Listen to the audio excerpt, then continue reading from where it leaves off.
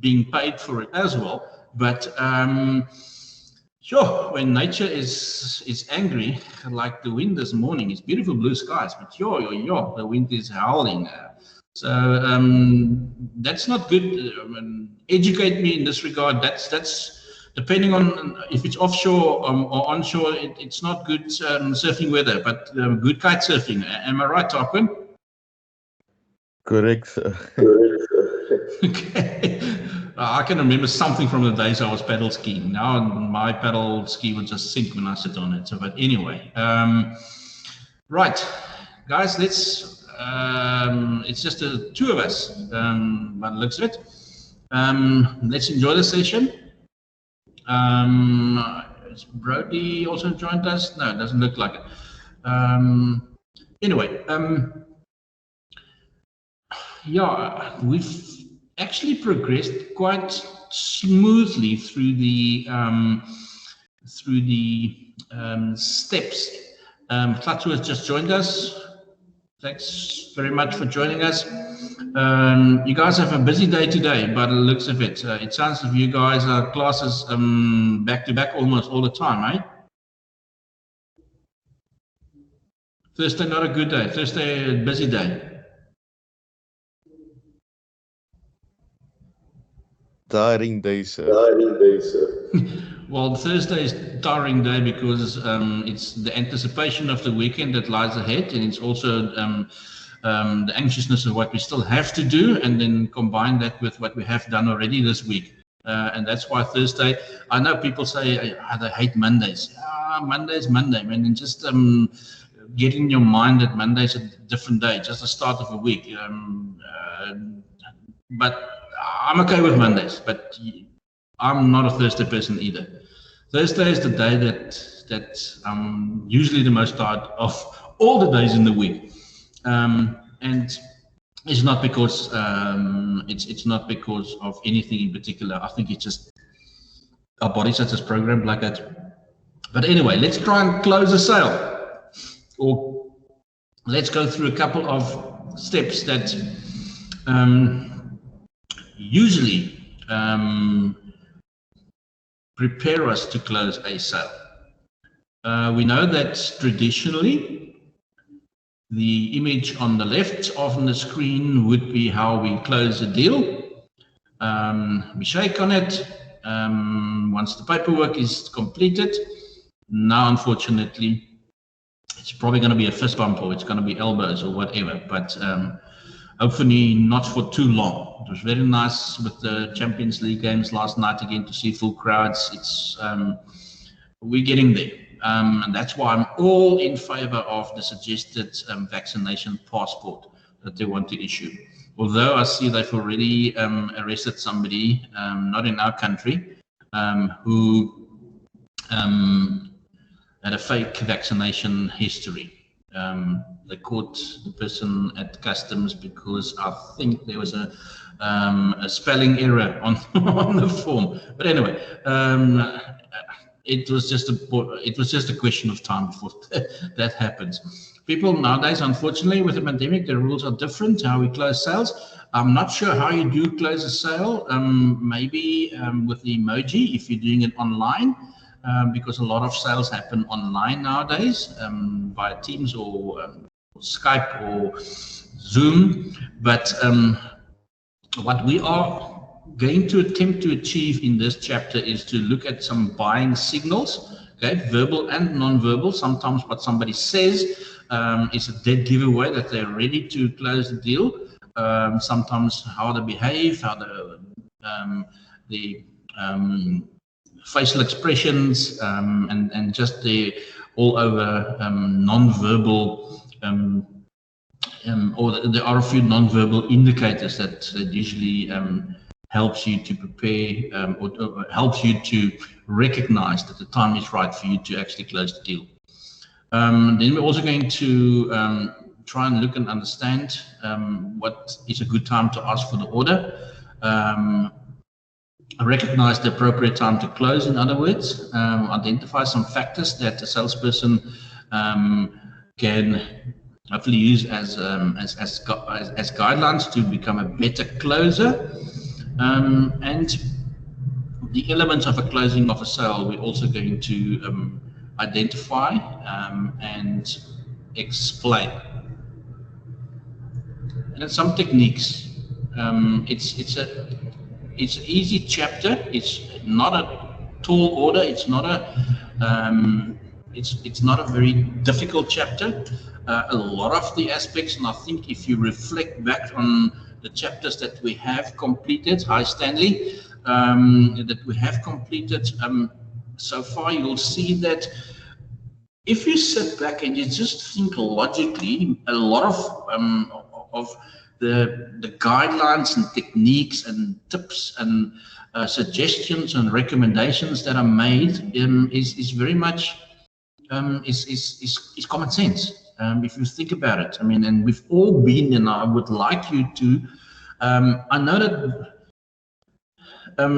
those four of us are in class with me at the moment. Any of you have any sales experience? Have any of you been in a position? I'm referring to a career where you've actually been paid for it. I'm also referring to maybe situations where you're in school. Remember those entrepreneurship days when you actually could come and sell your items to the rest of the school. Anybody have any sales experience whatsoever?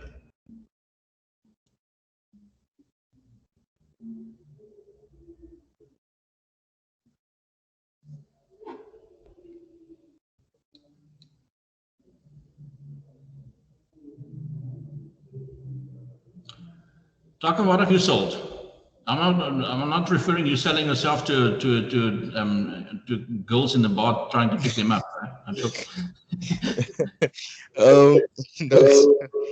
Logos, art canvases, and like Photoshop designs. So that's Was it easy? Was it easy to do? at first it was quite hard. So it was like you are a new artist in the market and people don't know your work. They don't have a background on you, but as time goes on, it becomes much easier. Yeah, sorry, man. There's an echo there. Is there echo? There's a heavy echo from your side. I don't know if you maybe put the volume just a bit softer because it's a bit distracting when Is that better? let me hear. Yeah, a little softer. Is it a bit softer? Can you still hear me? I can hear you. No, I mean your volume is softer. Okay.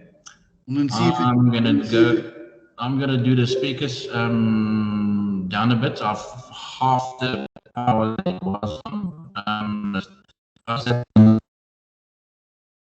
Okay, now we lose. You know what I'm going to do? I'm going to try and let's just do that. Can you guys still hear me clearly? Or can you hear me better now? Yeah, we can hear you clearly, but that's better. Jaco? Can't hear me at all, right? Yeah, it's still echoing heavy and it's a bit distracting when we talk to you. Okay. I'll check on that. As I said, I'm usually just talking to my built-in mic on the PC or the desktop. Here we've got an external microphone positioned on the desk. Yeah, I'm just going to try maybe the speakers and everything. I'll check it. But thanks for bringing it to my attention. I'll definitely have to address that. But I mean, when I talk, it feels strange. It's a bit distracting. Is anybody else experiencing something similar? Yes. How's the audio on your side? Yes, I was experiencing the same thing. You're also getting an echo. Yeah, just put your volume down. Put it down to like 10. Because I can still hear. Radio. Any better? Let me hear. That's better. There we go. Is it better? Yeah, it's better. I can still hear myself faintly, but it's fine. It's fine. Yeah, no. Okay, we're on 12% at the moment, so Okay. let's take it out to 10 and see if everything is fine. Basically, give me a thumbs up. I'm going to turn it right down to as low as possible, just to make sure it's on 5 now. If you can hear me better, and then obviously if I need to hear you, I can just adjust it on the side when I ask you a question. Can you hear us? Is it good? Yes, can you hear us? Jaco, can you hear us? Okay, just to avoid any echoes, I've turned it way down now. Can anybody hear me? Yes, we can hear you. Can you hear us? Just give me a thumbs up because I can't hear. I've turned it down, so I can't hear anything on this side.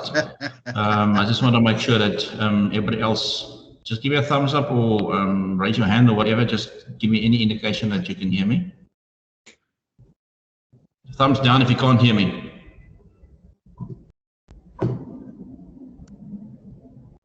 Okay, let's continue in that fashion then. So as long as you can hear me, it's fine. I can't hear you now, but it's quite all right. Let's just then stick to the meeting chat if there's any specific questions. But to continue where with Tarkun left off with the selling of tattoos and stuff like that, I think it's definitely a field that obviously yes, a lot of it's definitely a field where a lot of information on how the your what the specific needs of the customer would be is going to be required. But yeah, you are going to get better at it.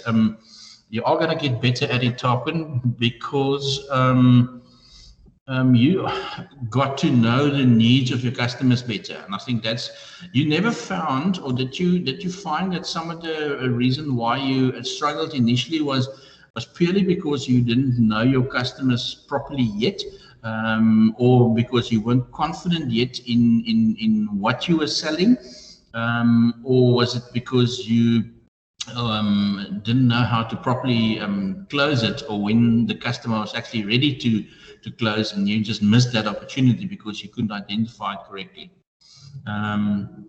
Any of those specific reasons that was more evident in you struggling initially?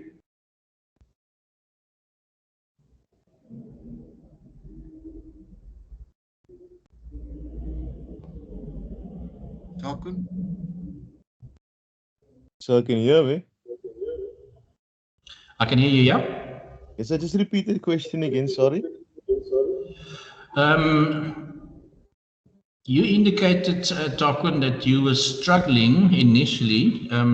It was tough initially, but obviously the more experience you became, the more sales you made, the better you became at it.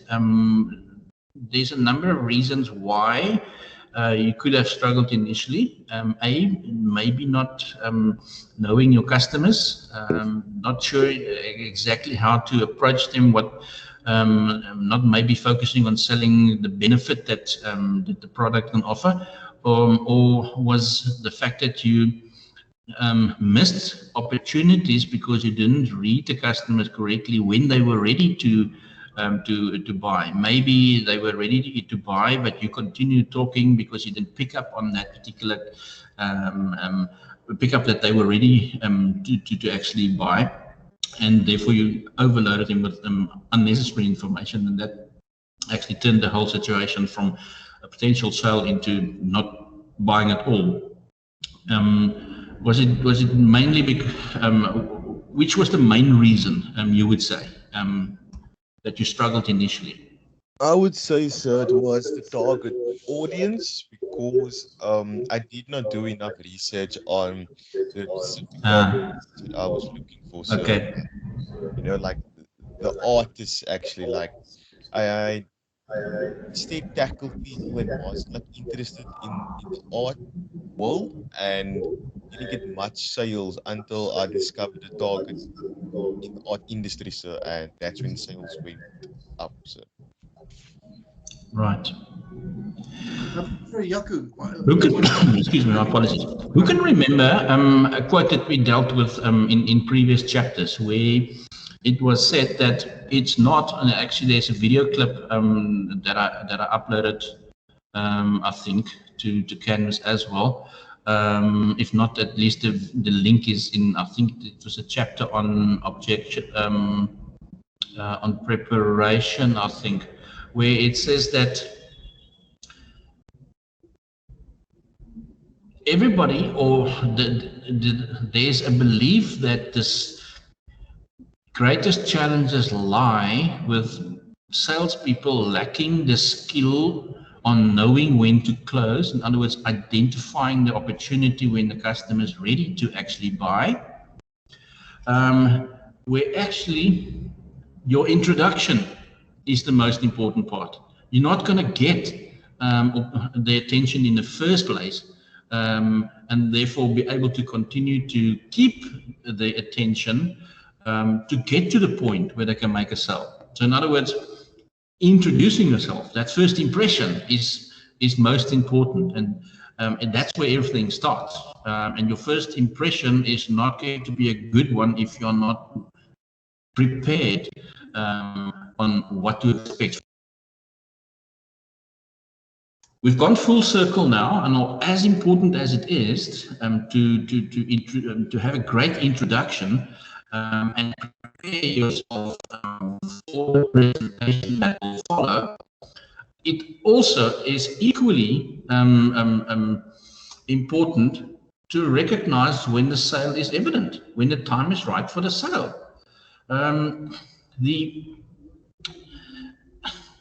It's often missed, I think, more because of people not listening carefully to what the customer is saying.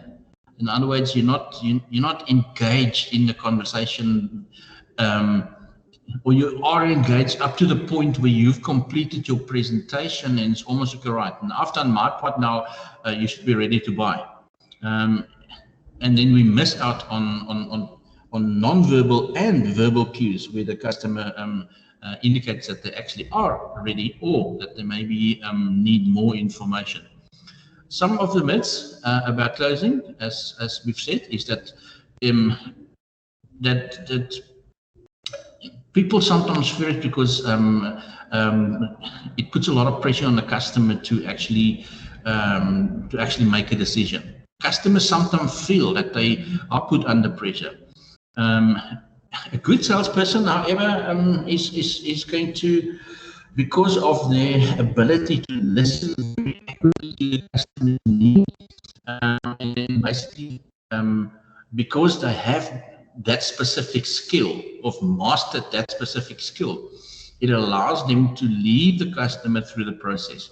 So instead of presenting and overloading the customer with information to the point where they are so overwhelmed that they feel under pressure to make a decision, and then they end up sometimes buying something that they don't really need or want, and they just felt, you know what, I feel too bad. This guy's done such a lot of preparation, and it actually is not that bad a product. So they're almost convincing themselves that they need it. But it's because of the pressure that was created by the salesperson and the specific approach, as opposed to the approach that works better, the one of listening and leading, the one where you are intensely, or apart from being prepared, but you're intensely involved in the conversation. You pay attention to detail to the point where you are so on top of what the customer needs that you actually are just giving them the correct amount of information at the correct point throughout the presentation, and then it's almost like I say, a sitting duck. Okay, so very often, and I know that especially in retail, this is an approach that works very well. Introduce yourself. I haven't been into a retail environment. I'm talking about buying clothing and stuff like that in the recent past. I do my daily shopping, and yeah, then something specific. When the other day I was ironically also looking for a pair of new glasses, And it was actually quite nice. I didn't feel pressured, and that's why I was searching for an image like that I can actually use, because it was relevant to a situation I've been through. I had my eyes tested like I do every 5 years, and obviously with age they sometimes deteriorate because of a lot of time spent in front of a monitor, and obviously aging and genes and all of these things. And I was quite, when I had to select a frame afterwards, obviously the optometrist will provide you with the correct lenses based on the results of the test. But it was pretty much like that, that image on the screen. The guy was really, these are the different options, and almost like sort of, okay, right, this is a particular excuse me, this is a particular design, this is a different brand, these are all the different brands, you can see the different styles, and he left it up to me, and said, well, you pick one. I mean, I'm not going to say, because very often, and that's a technique that's often used by salespeople, they pick a frame and they say, look, sir, and put it on and have a look in the mirror, and it looks great, it fits you perfectly. That's the first approach. The one that we want that's more successful is the one where we say, right, these are the different choices. You can see it's a wide range. That makes the selection somewhat more difficult, but I'm pretty sure, I mean, what do you like? So are you looking at maybe John Lennon round glasses? Are you looking at more oval shaped glasses, looking more sporty look, whatever?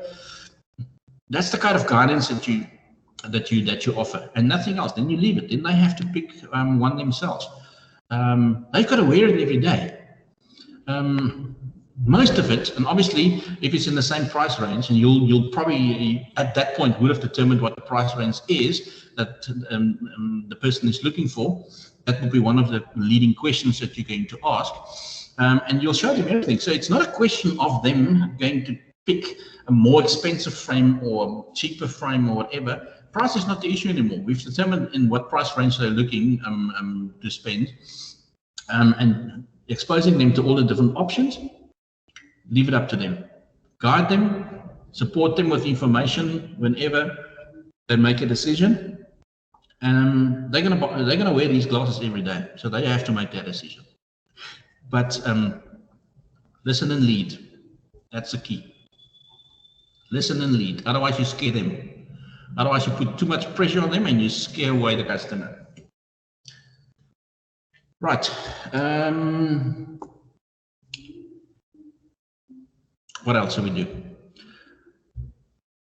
It is important that you help through this process of leading the customer to the point where they're going to be ready to buy, is to not be afraid to ask.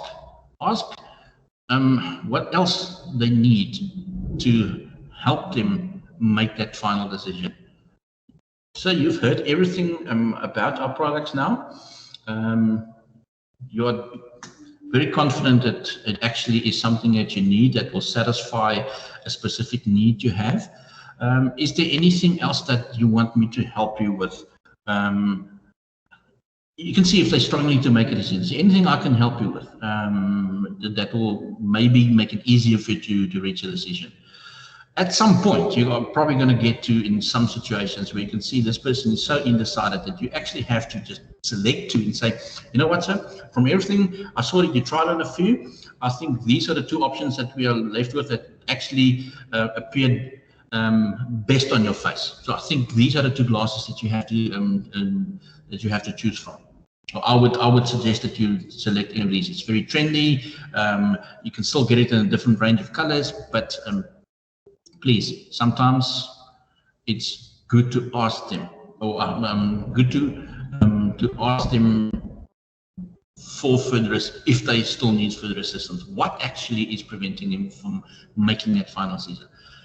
Don't be afraid to ask. Don't be afraid to ask them to commit themselves.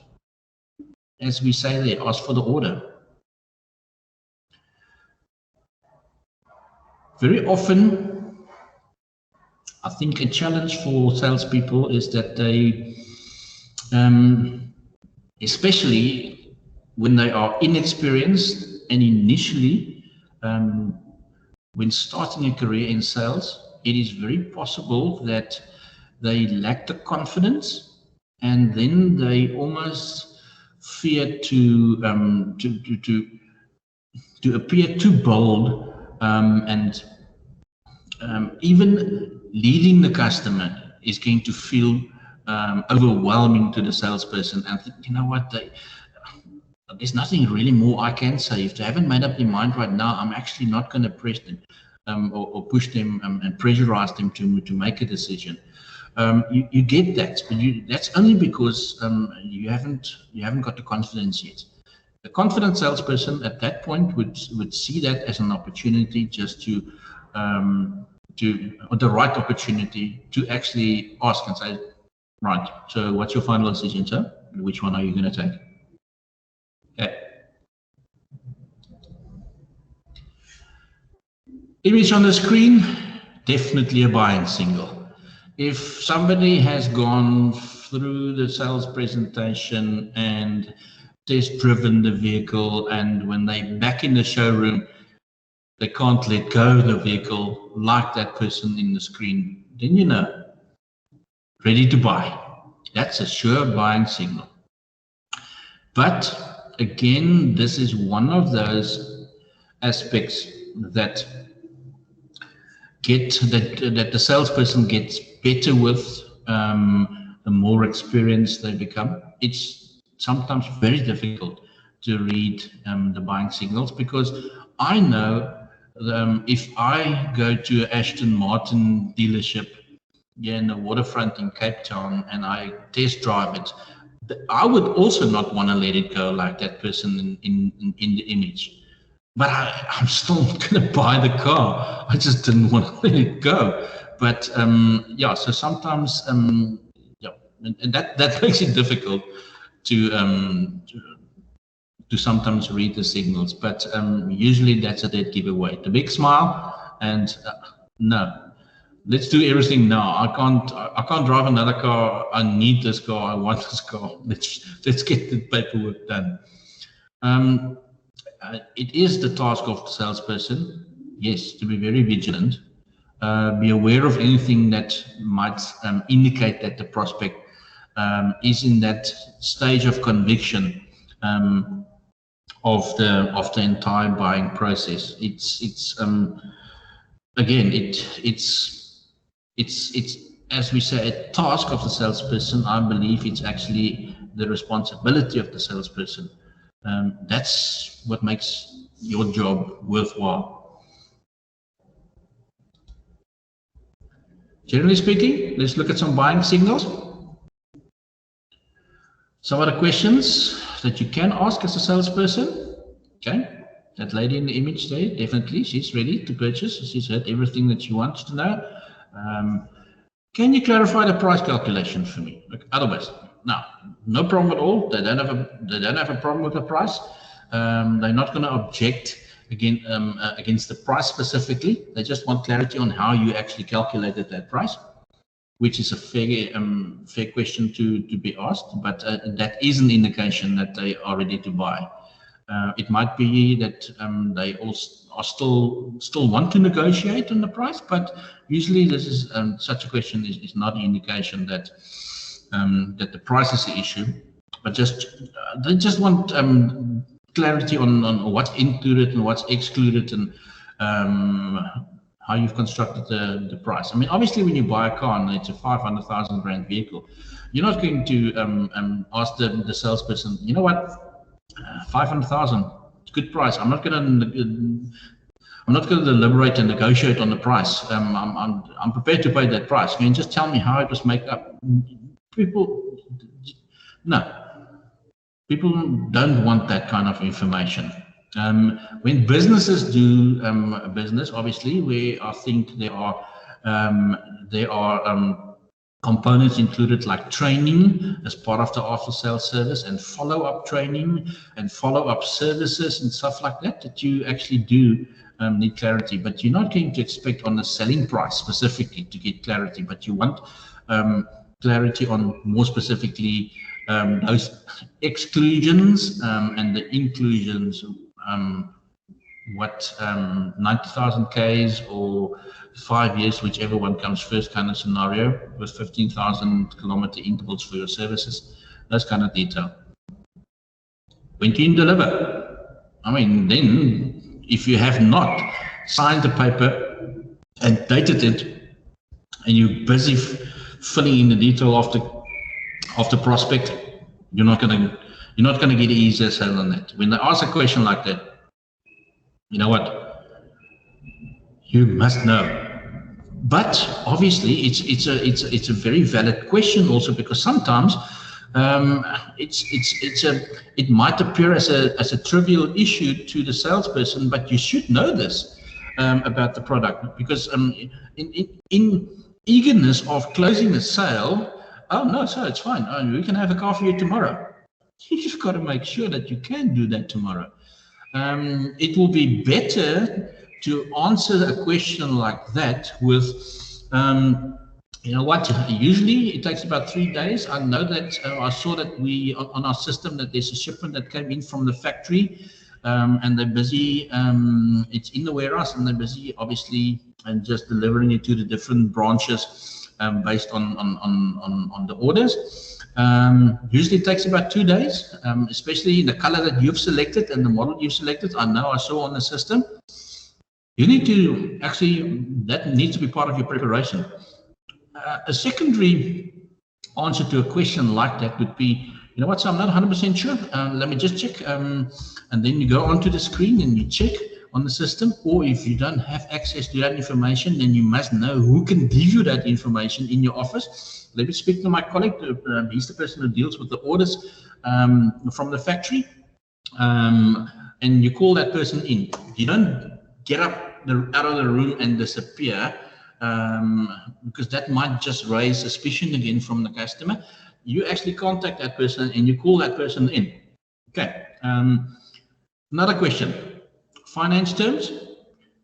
You need to know what your policies are, the company's policies are in that regard,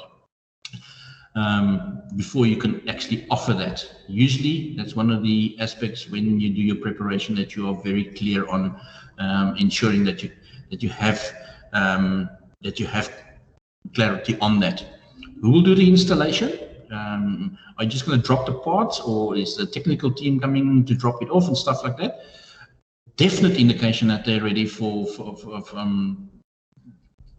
do the sale. Do you provide training? Okay. All of these questions. Where can I see a similar unit in operation? These are all questions, people, that are buying signals. Questions, verbal expressions of the customer that indicates to you that they are ready to buy. These are the questions that you need answers for, that you need to have information on. You cannot get to this point. Everything is done as worked smoothly, and now you get to this point and oops a daisy, you're stumbling over answering these questions. That can result in customers changing their minds. So make sure that you have the information on similar questions that you see on your screen. Right, you've all been great. Thank you very much for this Thursday. You're one step closer to safely negotiating this week. Everybody keep well. Any questions that you might have, you're welcome to address to me now. Andre, I will get back to you during the course of the day. As soon as I have information, I will contact you, okay?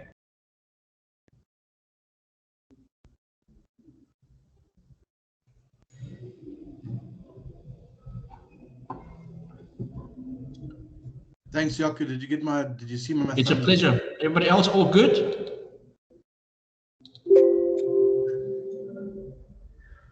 Are we all good?